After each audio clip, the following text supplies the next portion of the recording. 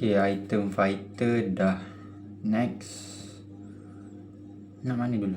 Tanker, marksman, support match. Sekejap. Okay, ada item assassin. Okay, since dah video tu mention assassin, so aku tengok assassin dululah. Tengoklah, lagipun berpisah-pisah tu. Kalau aku tak jumpa assassin ni, aku rasa mungkin aku terlepas pandang. So tengok ni dulu.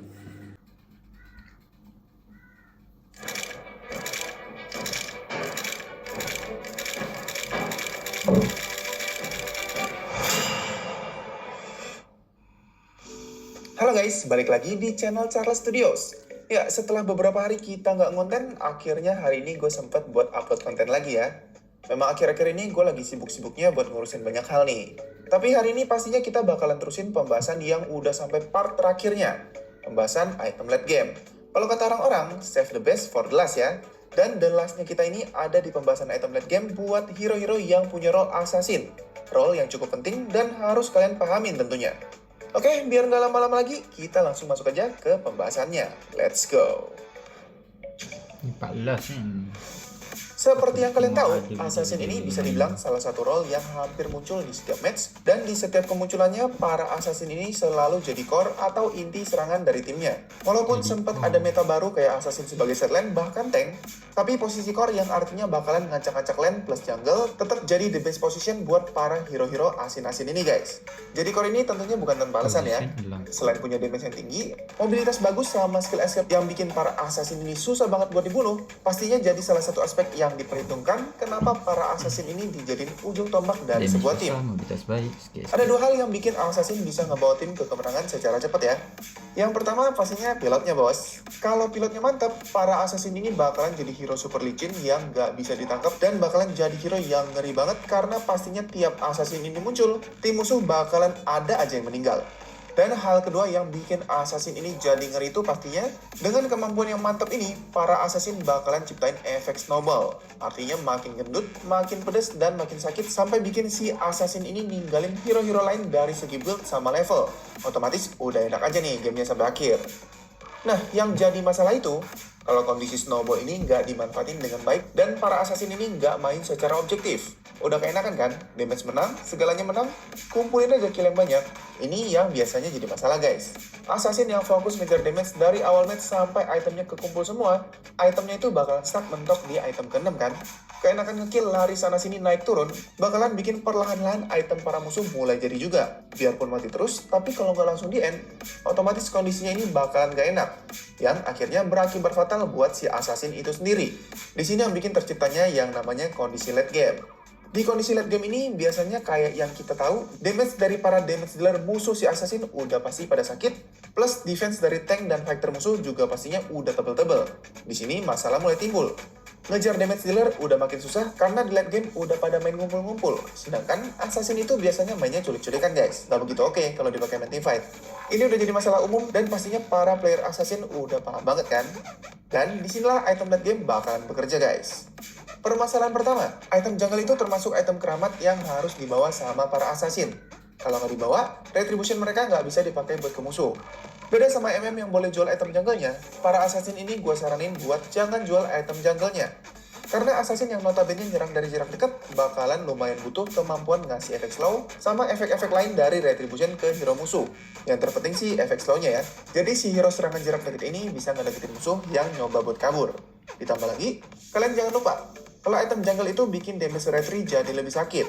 Jadi kemungkinan buat dapetin lord bakalan lebih gede juga guys. Ingat, lord itu penting banget loh buat late game. Jadi item jungle itu bisa jadi pilihan kesekian buat dijual guys. Nah, terus kalau memang item jungle gak boleh dijual, item apa dong yang harus kita korbanin? Tentunya sepatu guys. Kenapa sepatu? Buang sepatu bakalan bikin mobilitas assassin turun banyak. Betul. Tapi jangan lupa, para assassin ini punya skill dash yang bisa bikin mereka tetap punya mobilitas yang bagus. Jadi kalian nggak masalah buat korbanin sepatu ini guys. Dan item late game yang bisa kalian pakai buat gantiin sepatu kalian itu apa? Menurut gue item terbaik buat dikasih ke para hero damage gede tapi HP-nya tipis ini tuh item defense yang nggak ngurangin aspek utama dari mereka, yaitu aspek menyerang.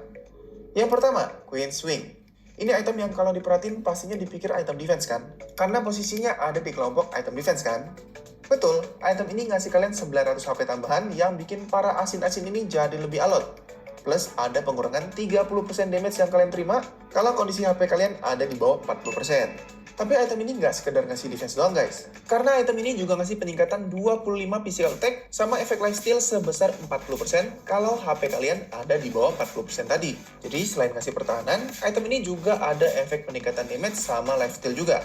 Ingat ya, ini efek lifesteal. Jadi bakalan lebih efektif kalau kalian kasih ke hero-hero assassin yang mainnya dengan basic attack buat ngasih damage ke musuh. Contohnya, Natalia sama si Linglong guys.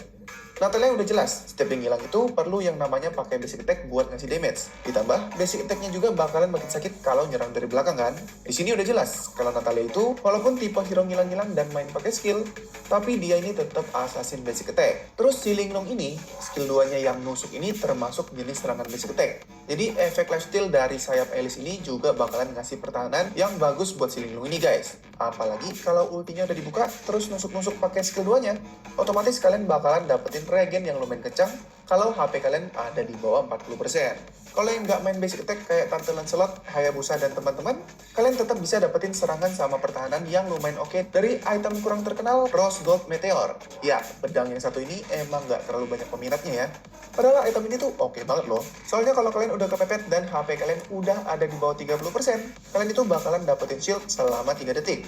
Yang bakalan makin tebal kalau level kalian makin tinggi guys. Makanya item ini gue taruh jadi jajaran item late game guys. Ngasih damage tambahan di angka 60 physical attack, shield ada, plus kalau kalian diserang sama hero-hero match musuh, kalian masih dikasih 30 magic defense juga dari item ini. Kersahabat aja yang notabene beneran item defense, cuma ngasih 25 magic defense loh. Jadi salah banget kalau kalian nggak pernah lirik item yang ini guys. Dari tadi physical attack terus, magicalnya mana? Tenang, buat Babang Gojek sama Karina yang tipe serangannya magical, kalian bisa kasih mereka ini item-item yang ngasih damage ngegigit pastinya. Apa itu? Divine Glaive. Ini item pemberi damage tambahan yang bakalan bikin damage kalian nusuk. Soalnya buat musuh yang cermat, kalau ngeliat core musuh tipe magical, kemungkinan pasti bawa item magic defense dong.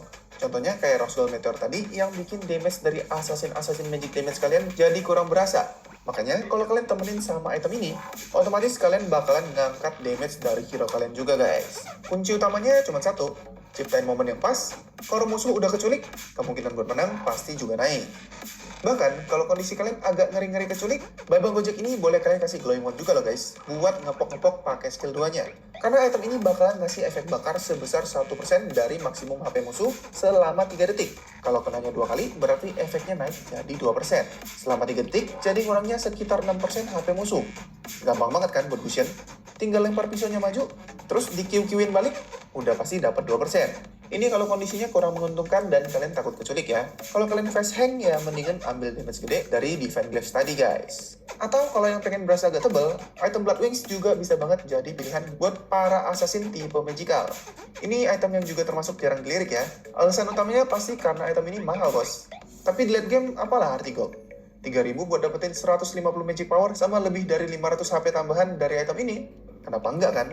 Jadi buat late game, item ini tuh termasuk jajaran item yang boleh kalian pertimbangkan juga guys. Terus buat WON, Winter Truncheon sama Immortal tetap gak mungkin gak gue sebut ya. Ini item late game yang oke banget guys. Apalagi buat kalian para player assassin yang tangannya cepet. Item Winter Truncheon itu udah pasti penting banget buat kalian freestyle dulu bos. Tapi semua kembali lagi ke kondisi dalam match. Kalau memang kondisinya kurang menguntungkan, ya mendingan dikasih item yang efektif dan gak terlalu ribet. Oke, kayaknya udah dulu ya. Harusnya gue udah jelasin sesimpel mungkin nih. Mudah-mudahan pembahasan kali ini bermanfaat. Akhir kata, waktunya gue Charles pamit. Thanks for watching. Salam solo public and see you again in my next videos. Bye-bye. Ini dia agak ini juga apa? Nanti aku tes. Oke. Fighter dah. Apalagi assassin pun dah. Tinggal lagi 3 sisa kan.